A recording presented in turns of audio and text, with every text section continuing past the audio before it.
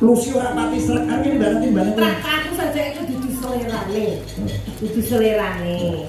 Ya ngono ki seorang laki-laki itu seperti itu ya. Ambiyen cinta-cinta ya tolek wis lapas ki yo kepethuk sing anyar wis panggah sepo. Reng. Iya cayu, ayo munggah kene cayu kene tak papak kene tak ganti. Carane nuntun wis beda kan. Carane nuntun. Nek aku diteki wing kaya ngono wedhuse. Nek Mbak Tati mesra. Aku ora iso beda-bedake wong ya padha lho ya. Ning asli Reng. Asli Upama lho padha legane antara Mbak Tati karo Mbak Lucy kuwi milih sapa? Lha kok sumpah tenan Pak. Kok kepilih Tati Pak.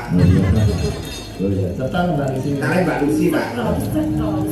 Ya ora apa-apa to, ya ngono ki lho. Wateke wong lanang iki wis suwi ketemu sing ngono Tiba mati. Wong iki ya bojoku iki ya bojoku. Senin Selasa Rebo rene, Kamis Jumat Setu rene.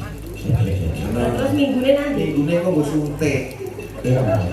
Kuwi mesti wis kesel banget kaya wong loro ngene iki. Ya wong loro iki umpamane Monggo Pak Dik, baksanipun Pak Dik. Oh iya, aku tak sakit ini tok ora tak parani. Jadi sapa to wong ajune kaya ngono kok. Dalu Mbak Tati. Cek. Nganggo minggu piye? Nganggo salku. Ndi mikmu? Ter. Sekendal Pak Ikit. Waduh. Menika kepanggih malih kalian panjenengan Gila. Raosipun kemawon dos pundi suwantenipun Pak Ikit jeneng raos ke? Beda ya, kok suara Mbak Lucy karo Tati. Kok Mbak Tati kok nyes. Nyes ngoten Pak. Piye to Kang Mas? Yes. Kang Mas, Kacang Mas. Kakang Mas. Pancen luar biasa kondur awakmu ditresnani karo panjenengane Pak Sigit wong iki dikanthi mrene ana Srigi. Seragi. Ya to lek cedak bocah ayu lho mripate yo malih kira. Maca seragi Srigi. Ayo bisa ya kira ngene iki. Senengane kok. Coba Mbak Tati gandreng karo gareng. Jadi tekan di mana? Anggung romarang bandara. Sayu. Injih. Engko malam pertama tak jak neng hotel berbintang. Pundi menika? Ana ing Laladan Ngawi utawa ana ing Laladan Medion. Oh, napa jenenge? Hotel berbintang Cakraningrat. Oh, Cakraningrat. Ana hotel Mas. Apa? Anggota hotel. Ya malam pertama ning kuburan. Mendem kowe iki. Aku kira Ora romantis karo bojo tuwa iki sing ngancani keloro-loro iki yo dimateni to. nyuwun pangestu karo niku. Ngarepe kuburan iki hotel. Ngarepe kuburan iki hotel lho. Lho Pak Ikit sing wis tau rono. Hotel apa karo kuburan? Hotel. Mas. Apa? Sesuk nang hotel aku di nei maaf apa to? Ya paling ora supaya nek kulitmu tetep apik iki ya pizza, hamburger, spaghetti. Oh, liyane kuwi terus karo apa meneh, Mas? Ngunjuke mesti ya jus. Jus? Heeh. Unjuk. Iya. Unjuk. Unjuk. Oh beda to. Unjuk apa? Solar. Yo sio-sio ora. Solar menika bakso ular, Pak. Bakso ular lah kok dijikuk duduhe niku nggih kesehatan apik, Pak.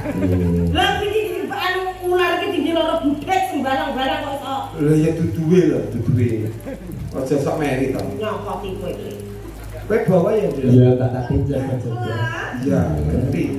Nah, lagi omong, wah, wis Nah, ya. mulai tenang, Pak. Wis Mbak Lucy, apa?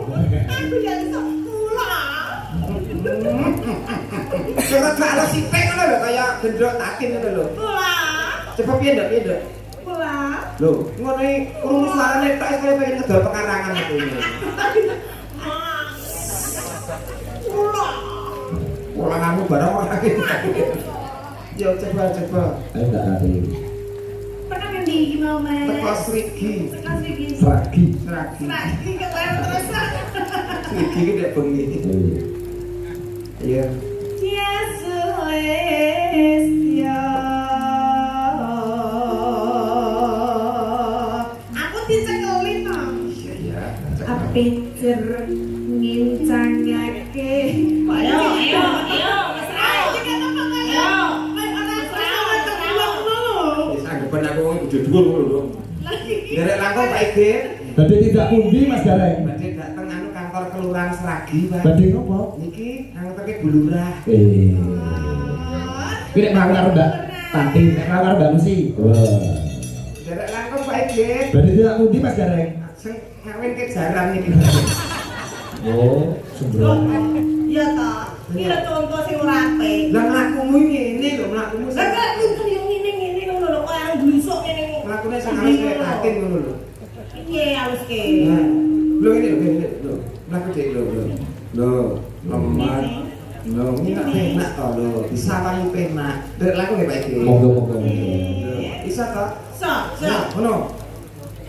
Ayo mlaku. Lah, alah. Wes, kaya dalan opo. Wong mesrani wong iki dhewe-dhewe kok. Mungkin Pak. Carane iki dhewe-dhewe. Ini sebenarnya tetap cinta, Pak.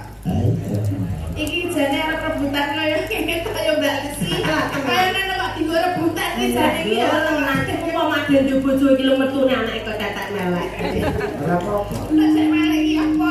Kaya tikus. Tapi kok tikus sing ngene-ngene. Iki dilanjutke. Nggih dilanjutke. Terus no sesi demam.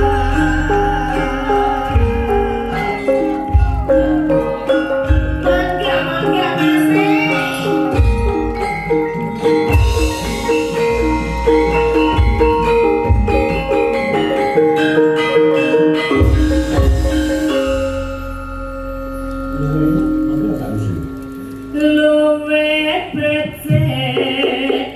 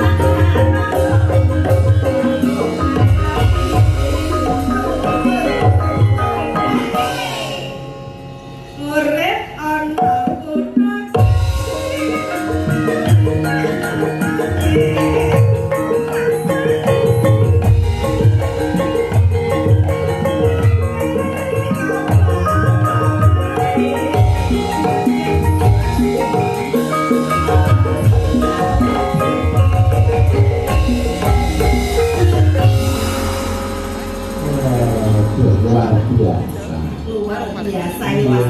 Iya. Wonten Wolos iku bintang. Nun sama Sigit kula nyuwun fragmen Sri Tanjung. Enten Mas Gareng Pralaut tak tindak lusi. Nggih. Matur nuwun saking sing mbau reksa bali Cakruk Seragi. Nggih. Lebih mani saking Pak Isnani SPD saking Nasdem. Salam kagem perangkat desa Seragi, masyarakat Seragi, seluruh penonton yang hadir. Mugi-mugi nggih bersih desa tak sampingan ridho saking Allah. Masyarakat dulu rukun bahagia sejahtera. Nyuwun pemimpin kalian selendang biru lan jadi. Pengantar saking kula matur nuwun makasih. Mbak iya. Sing lewat WA yo akeh sing do padha nyimak. Nggih. Kata sangat niki niku mungkin Baiko Pak Wadiwan Bu Pujiatin Pak Isna ini katuran minggat. Oh, mantan Pak Ege. Kirain sinten rumiyin Pak Ege? Nggih, sareng-sareng. Sareng-sareng.